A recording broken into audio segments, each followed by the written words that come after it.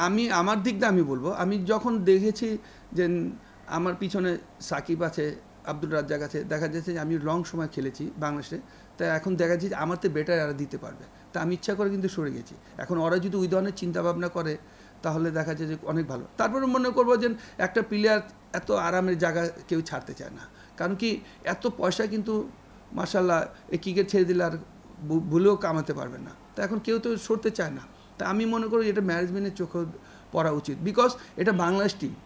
এখানে বাংলাদেশ টিমটা কি, এটা দেশের মানুষের পতাকা নিয়ে থাকে, এটা দেশের সাপোর্ট করে। আজকে দেখেন বাংলাদেশের মানুষ কিন্তু সবাইকে সাপোর্ট করছে, আবার আজকে সবাইকে আবার অ্যাগেন্স্ট রেখেছে, বিকজ যে বাংলাদেশ টিমটাকে সাপোর্ট করে, কিন্তু এখানে কিন্তু কোনো প্লেয়ারের পার্সোনাল সাপোর্ট করে না। যেসব প্লেয়ারগুলো দেখেন আপনি আমাকে পছন্দ করেন কিন্তু আমি খারাপ, আপনি কিন্তু আজকে কথা বলতেছেন, বিকজ কেন আমি কিন্তু কথাটা তৈরি করেছি। তো সুতরাং এটা আমার বুঝতে হবে যে আমি এখন কোথায় আছি।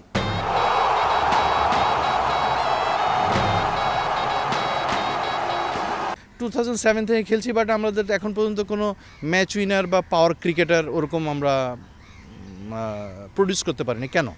বিকজ আমাদের ঘরোয়া ক্রিকেটে তো ওই রকম ক্রিকেট খেলা হয় না, এক্সেপ্ট বিপিএল বাদে।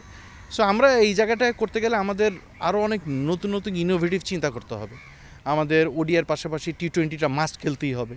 সবথেকে বড় কথা, টি-20তে যারা রেগুলার খেলছে ন্যাশনাল টিমের প্লেয়ার, তাদের অন্তর্ভুক্তিটা থাকতে হবে। তারা বিভিন্ন ফ্র্যাঞ্চাইজি বিভিন্ন জায়গায় খেলতে চায় বা খেলতে চায় না, ইনজুর থাকে, ওদেরকে আসলে পার্টিসিপেশনটা দরকার। এবং আরেকটা ব্যাপার হলো কি, এটাকে আরও বেশি আপনাকে